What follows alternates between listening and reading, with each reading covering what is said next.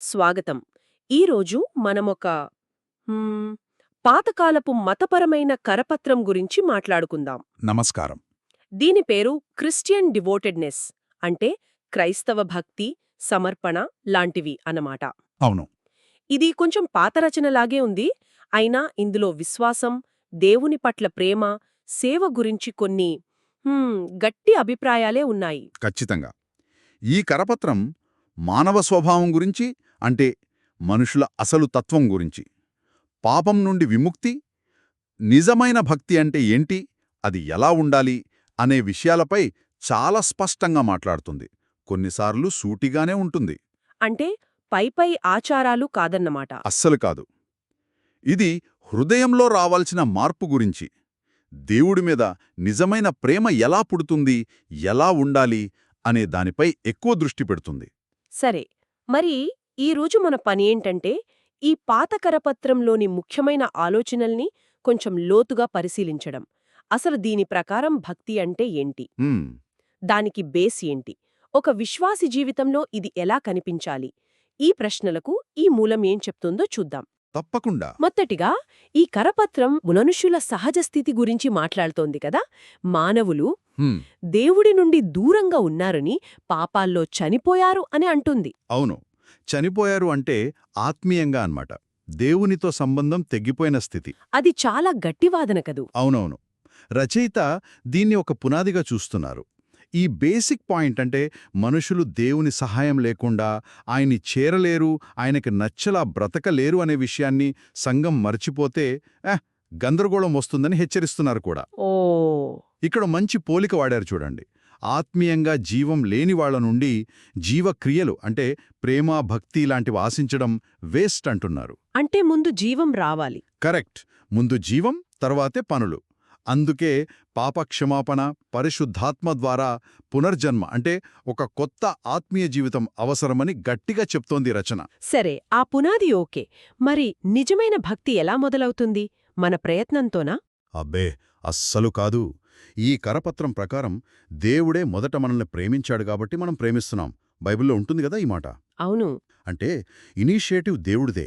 ఆయన తన కొడుకుని మనకోసం పంపి చూపించిన గొప్ప ప్రేమను ఒక వ్యక్తి నమ్మి దాన్ని సొంతంగా అనుభవిస్తేనే అప్పుడు దానికి రెస్పాన్స్గా దేవుడి మీద ప్రేమ, భక్తి పుడతాయని రచయిత వాదన. హ్మ్.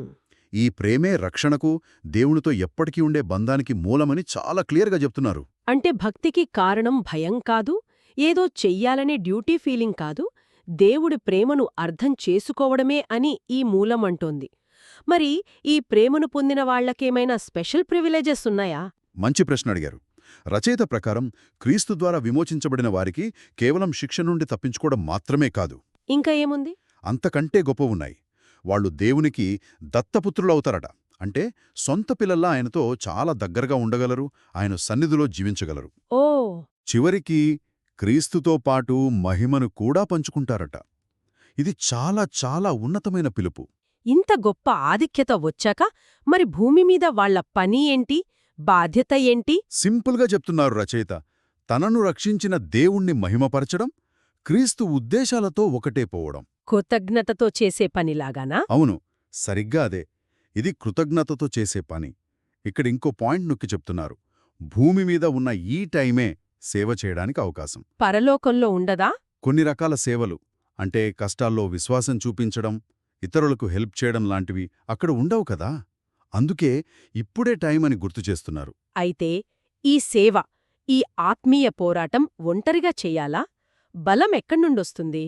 లేదు, దేవుడు తనవాళ్లని వాళ్ల సొంత శక్తితో వదిలేయడని ఈ కరపత్రం చాలా క్లియర్గా చెప్తోంది. మరి దేవుడే కావలసిన బలం, దైవిక కవచం ఇస్తాడని అంటున్నారు. బైబిల్లో ఎఫ్జీలుకు రాసిన లేఖలో ఉంది కదా, 6వ అధ్యాయంలో. ఆత్మీయ యుద్ధోపకరణాలు. ఈ ఆత్మీయ యుద్ధంలో విశ్వాసి ఒంటరి కాదు, దేవుడే పూర్తి ప్రొటెక్షన్, అటాక్ చేసే వెపన్స్ ఇచ్చాడని భరోసా ఇస్తున్నారన్నమాట. వీటిని మనం విశ్వాసంతో తీసుకోవాలి అంతే. కరెక్ట్. ఇన్ని ఆయుధాలున్నప్పుడు మరి వాటిని వాడుకోవడంలో విశ్వాసి బాధ్యత ఏంటి? మంచి పాయింట్. ఈ ఆయుధాలు వేసుకుని విశ్వాసులు కష్టాల్ని సహించాలి, విశ్వాసం కోసం పోరాడాలి, ఎప్పుడూ అలర్ట్గా, స్థిరంగా ఉండాలని ప్రభువు ఆశిస్తున్నాడని రచయిత అంటున్నారు. అంటే పూర్తి విధేయత కావాలి. అవును, సంపూర్ణ విధేయత. ఇక్కడ యేసు చెప్పిన ఒక సూటి మాట గుర్తు చేస్తున్నారు. నాతో లేనివాడు నాకు విరోధి అని. అంటే ఈ విషయంలో న్యూట్రల్గా ఉండటానికి ఛాన్స్ లేదన్నమాట. చాలా క్లియర్గా ఉంది. మరి ఇక్కడ ఇంకో హెచ్చరిక కూడా ఇస్తున్నారు కదా, 2 పడవల మీద కాలు వేయలేమని. అవునవును, ఇద్దరు యజమానులకు అంటే దేవుడికి, లోకానికి లేదా సాతానుకి ఒకేసారి సేవ చేయడం కుదరదు అని ఈ రచన చాలా గట్టిగా చెప్తోంది. అంటే పైకి భక్తిగా ఉంటూ అంతే, పెదవులతో దేవుణ్ణి ఆరాధిస్తూ మనస్సు మాత్రం వేరే వాటి మీద ఉంటే అలాంటి సేవను దేవుడు యాక్సెప్ట్ చేయడని క్లియర్గా చెప్తోంది. ఇక్కడ హృదయం ఎంత ముఖ్యమో మళ్ళీ నొక్కి చెప్తున్నారు. హృదయం, అదే మెయిన్ పాయింట్ అంటున్నారు. అంటే మన ఆలోచనలు, ప్రేమలు ఎక్కడ ఉంటే అదే ముఖ్యమన్నమాట. యేసు చెప్పారు కదా, మీ ధనం ఎక్కడ ఉంటే మీ హృదయం అక్కడే ఉంటుంది అని. సరిగ్గా అదే. సో మన ఆలోచనలు న్యాచురల్గా దేనివైపు వెళ్తున్నాయి, లోక సంబంధమైన వాటిపైకా లేక దేవునికి సంబంధించిన వాటిపైకా అని మనల్ని మనమే ప్రశ్నించుకోమని రచయిత డైరెక్ట్గా అడుగుతున్నారు. అందుకే కొన్ని కఠినమైన ప్రశ్నలే వేశారు చూడండి. మీరు నిజంగా క్రైస్తవుడిగా బ్రతకాల్సినట్టు బ్రతుకుతున్నారా? మీ పనులు చూస్తే మిమ్మల్ని మీరు సంతోషపెట్టుకోవడమే ముఖ్యమనిపిస్తోందా? దేవునికి ఇష్టం లేదని తెలిసినా లోకం వెంట పడుతున్నారా? మన సహజ కోరికల్ని కంట్రోల్ చేసుకునే బదులు వాటిని తీర్చుకోవడానికి దారులు వెతుకుతున్నారా అని. ఇవి చాలా పర్సనల్ ప్రశ్నలు కదా. అవును, చాలా లోతైనవి. సగం దేవుడికి సగం లోకానికి ఉన్న మనసుతో నిజమైన ఆనందం రాదు, క్రీస్తు సేవకు కూడా పనికిరాదు అని వార్నింగ్ ఇస్తున్నారు. లోకాన్ని ఫాలో అవ్వడం అనే ప్రమాదం గురించి కూడా మాట్లాడుతున్నారు కదా, ముఖ్యంగా డబ్బు, లగ్జరీ విషయంలో. అవును, చాలామంది క్రిస్టియన్స్ పెద్ద ఇల్లు, ఖరీదైన వస్తువులుంటే తప్పేంటి అంటారని రచయిత ప్రస్తావిస్తున్నారు. దానికి సమాధానం లూకాసు వార్త 16వ అధ్యాయంలో ధనవంతుడి కథ ఉంది కదా, దాన్ని గుర్తు చేస్తున్నారు. ఇక్కడ ఇంట్రెస్టింగ్ పాయింట్ ఏంటంటే ఆ ధనవంతుడు ఏదో దొంగతనం మోసం చేసినట్లు లేదు. మరి అతని ప్రాబ్లమేంటి? తనకున్న సంపదనంతా పూర్తిగా తన సుఖం కోసమే వాడుకున్నాడు. తన పక్కనే ఉన్న పేదవాణ్ణి పట్టించుకోలేదు, దేవుణ్ణి మర్చిపోయాడు. అదే అతని పతనానికి కారణం అని రచయిత విశ్లేషిస్తున్నారు. పెద్ద బంగ్లాలో వినే ఉండొచ్చు, చిన్న గుడిసెలో గర్వం ఉండొచ్చు. సంపద, హోదా అనేవి చాలా రిస్కీ బాధ్యతలంటున్నారు. కరెక్ట్. కానీ ఏ స్థాయిలో ఉన్నా సరే, డబ్బున్నోళ్లైనా లేనివాళ్లైనా తమ కోసం తాము బ్రతుకుతూ భూమి మీది వాటిపైనే మనసు పెట్టి సెల్ఫిష్గా పోతే వాళ్ళు ఈ లైఫ్లో తమ మంచి వస్తువులు పొందుతారు గాని వాళ్ల ఫైనల్ ఎండింగ్ మాత్రం భయంకరంగా ఉంటుందని లూకా 16 ఆధారంగా గట్టిగా హెచ్చరిస్తున్నారు. ఇది సెల్ఫిష్ లైఫ్ స్టైల్కి వ్యతిరేకంగా ఒక స్ట్రాంగ్ ఆర్గ్యుమెంట్. మరి ఈ స్వార్థానికి, లోకానికి వ్యతిరేకంగా ఏం చేయమని చెప్తున్నారు? ఇక్కడే గృహ నిర్వాహకత్వం అనే కాన్సెప్ట్ వస్తుంది.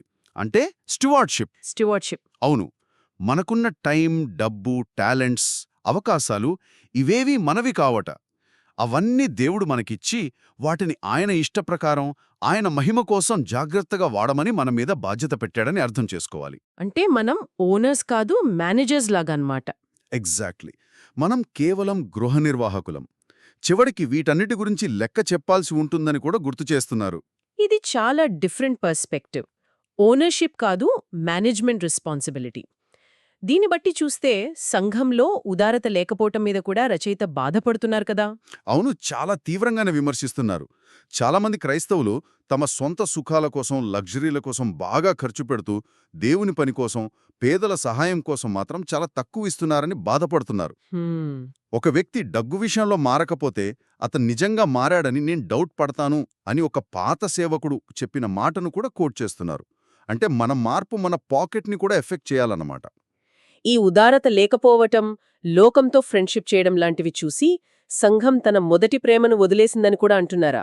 అవును, క్రైస్తవులు కేవలం ఫ్యూచర్ జడ్జ్మెంట్ నుండి మాత్రమే కాదు, ఈ ప్రస్తుత దుష్టలోకం ప్రభావం నుండి కూడా విడిపించబడ్డారని మర్చిపోతున్నారని అంటున్నారు. లోకంతో స్నేహం, దేవునితో శత్రుత్వం అని బైబుల్ చెప్తోందని గట్టిగా గుర్తు చేస్తున్నారు. అంటే లవోదికీయ సంఘంలాగా గోరువెచ్చగా ఉండటం. కరెక్ట్. అటు పూర్తిగా దేవుడి వైపు కాకుండా, ఇటు పూర్తిగా లోకం వైపు కాకుండా అలా న్యూట్రల్గా, ఉదాసీనంగా ఉండటం వల్ల ఆత్మీయ శక్తి పోతుందని హెచ్చరిస్తున్నారు. కేవలం చెడు చెయ్యకుండా ఉండటం సరిపోదు, యాక్టివ్గా సేవ చెయ్యాలి అంటున్నారు. మరి ఈ సేవ ప్రాక్టికల్గా ఎలా ఉండాలి? కొన్ని ప్రాక్టికల్ ఎగ్జాంపుల్స్ ఇచ్చారు. దేవుని ప్రజలకు ముఖ్యంగా కష్టాల్లో ఉన్నవాళ్లకు చేసిన హెల్ప్ తనకే చేసినట్టు యేసు ఫీల్ అవుతారని గుర్తు చేస్తున్నారు. ఓ అలాగా. యాకోబు పత్రికను కోట్ చేస్తూ అనాథ పిల్లల్ని, వితంతువులను వాళ్ల కష్టాల్లో చూడటం, అదే టైంలో లోకం మాలిన్యం అంటకుండా మనల్ని మనం కాపాడుకోవటం, ఇదే శుద్ధమైన భక్తి అని చెప్తున్నారు. సువార్త చెప్పేవాళ్లకి సపోర్టుగా నిలవడం, వాళ్లకి హెల్ప్ చేయడం కూడా ఇందులో భాగమే. ఇదంతా బానే ఉంది, కానీ మనకున్న కొంచెం టైం, ఎనర్జీ, రీసోర్సెస్తో ఇవన్నీ ఎలా చేయగలం? ఆ ప్రశ్న వస్తుందనే అనుకుంటా. రచయిత దేవుడి మీద ఆధారపడమని ఎంకరేజ్ చేస్తున్నారు. మన టైంని, డబ్బుని, టాలెంట్స్ని ఎలా వాడాలో దేవుడి గైడెన్స్ కోసం రోజూ ప్రేయర్ చేయాలని సజెస్ట్ చేస్తున్నారు. మనం చేయగలిగింది కొంచెమే అయినా నిజంగా చెయ్యాలనే ఇంటెన్షన్, చిత్తశుద్ధి ఉంటే దేవుడు దారి చూపిస్తాడని భరోసా ఇస్తున్నారు. గిద్యోను కథనే ఎగ్జాంపుల్గా చెప్తున్నారు. గిద్యోను తక్కువవాడుగా ఫీల్ అయ్యాడు కదా మొదట. అవును, తనని తాను చాలా తక్కువవాడిగా అనుకున్నాడు. కానీ దేవుడి శక్తితో గొప్ప పనులు చేశాడు. మన వీక్నెస్ని మనం ఒప్పుకున్నప్పుడే దేవుని బలంతో బ్రతకగలం. మనల్ని మనం ఖాళీ పాత్రలా చేసుకుని దేవుడు తన కృపతో, శక్తితో నింపి తన మహిమ కోసం వాడుకునేలా ఉండాలని పిలుపునిస్తున్నారు. అంటే మన సొంత బలం మీద కాదు, దేవుడి శక్తి మీద ఆధారపడాలి. మరి మన మోటివ్స్ కూడా ప్యూర్గా ఉండాలి కదా. మనం చేసేదంతా దేనికోసం చేస్తున్నాం? ఇది చాలా చాలా కీలకమైన ప్రశ్న. మన గోల్ దేవుడి గోల్ ఒకటేనా అని రచయిత అడుగుతున్నారు. దేవుడి మెయిన్ గోల్ తన కుమారుడైన యేసును మహిమపరచడం. అదే మన అల్టిమేట్ గోల్ అవ్వాలి. అవును, అదే మన గోలా? లేక మన పేరు, మన గొప్పతనం, మన సంతృప్తి లాంటివి మధ్యలో వస్తున్నాయా? దీనికొక టెస్ట్ కూడా చెప్పారు చూడండి. వేరే వాళ్ళు, బహుశా మనకంటే తక్కువ టాలెంట్ ఉన్నవాళ్లు క్రీస్తు గురించి చెప్తున్నప్పుడు, దేవుడు వాళ్ళని వాడుకుంటున్నప్పుడు మనం నిజంగా సంతోషించగలమా? లేక జలసీ ఫీల్ అవుతామా? కరెక్ట్. మనలో అసూయ వస్తుందా? ఆన్సర్ అవును, సంతోషించగలం. కాకపోతే మన మోటివ్స్ పూర్తిగా ప్యూర్ కాదని, క్రీస్తు మన ఏకైక లక్ష్యం కాదని అర్థం చేసుకోవాలి. ఇవన్నీ వింటుంటే ఈ కరపత్రం చెప్తున్న స్టాండర్డ్ చాలా హైగా అనిపిస్తుంది. దీన్ని రీచ్ అవడం ఎలా? రచయిత కూడా అదొప్పుకుంటూ మన క్రైస్తవ ప్రమాణాన్ని పెంచాలని సూచిస్తున్నారు. ఎలా? దేవుడు బైబిల్లో చెప్పిన ఆలోచనలతో, సత్యాలతో ఎక్కువ టైం స్పెండ్ చేయాలి. వాటిని లోతుగా ఆలోచించాలి. మన సొంత ఆలోచనలు, మనుషుల సాంప్రదాయాలు పక్కన పెట్టి. అవును, వాటితో తక్కువగా ఉండాలి. మనకోసం పనిచేస్తున్న దేవుడి శక్తిని, కృపను మనం పూర్తిగా రియలైజ్ అవ్వట్లేదని అంటున్నారు. నిజంగా దేవుడికిష్టమైన సేవ చేయాలంటే మనం కృపలో స్థిరపడాలి. పిల్లలు తండ్రి ఇంట్లో ఉన్నట్టు ఫ్రీగా, హ్యాపీగా ఉండాలి అంటున్నారు. సరిగ్గా అదే. క్రీస్తు రక్తం ద్వారా మనస్సాక్షి క్లీన్ అయ్యి, దేవుడి ప్రేమలో మనస్సు సంతోషంగా ఉన్నప్పుడే మన సేవ భయంతో కాకుండా ఫ్రీగా, యాక్సెప్టబుల్గా ఉంటుంది అని వివరిస్తున్నారు. చివరిగా మనం థ్యాంక్ఫుల్గా రెస్పాండ్ అవడానికి ఒక స్ట్రాంగ్ రీజన్ ఇస్తున్నారు కదా రచయిత. దేవుడు మన కోసం ఏం చేశాడో బ్రీఫ్గా చెప్తున్నారు. అవును, అదొక పవర్ఫుల్ కంక్లూజన్. దేవుడు మన శత్రువులైన పాపం, మరణం, సాతానులను ఓడించడానికి తన శక్తిని వాడాడని, మన పాపాల కోసం తన కొడుకునే పంపాడని, మన అపరాధాన్ని కడిగేశాడని, మనకు రావాల్సిన శిక్షను ఆయనే భరించాడని, మరణాన్ని కూడా జయించాడని గుర్తుచేస్తున్నారు.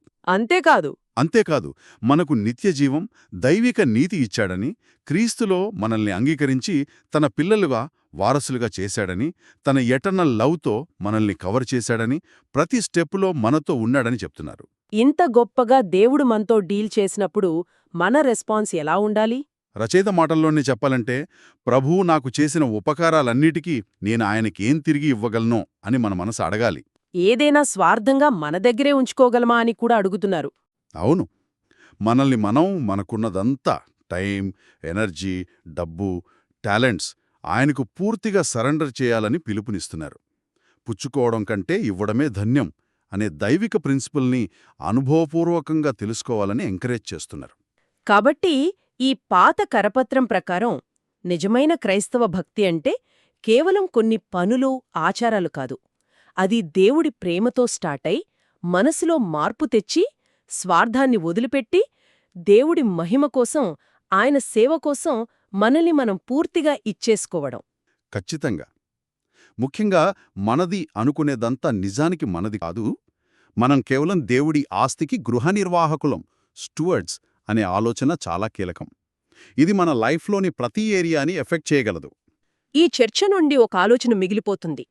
ఈ గృహ నిర్వాహకత్వం అంటే మనకున్న రీసోర్సెస్ మన సొంతం కావు, వాటిని బాధ్యతగా వాడాలి అనే ఆలోచన ఈ మతపరమైన కాంటెక్స్ట్ బయట కూడా మన మోడర్న్ సొసైటీలో వెల్త్ గురించి, ఎన్వైర్న్మెంట్ గురించి, సోషల్ రెస్పాన్సిబిలిటీ గురించి మన ఆలోచనల్ని ఎలా మార్చగలదు? మంచి ప్రశ్న. ఇది కేవలం మన స్వంత లాభం కోసం కాకుండా ఒక పెద్ద ఉద్దేశం కోసం మనకున్నదాన్ని వాడాలనే పిలుపుగా చూడగలమా? దీని గురించి మనం ఆలోచించవచ్చు. తప్పకుండా.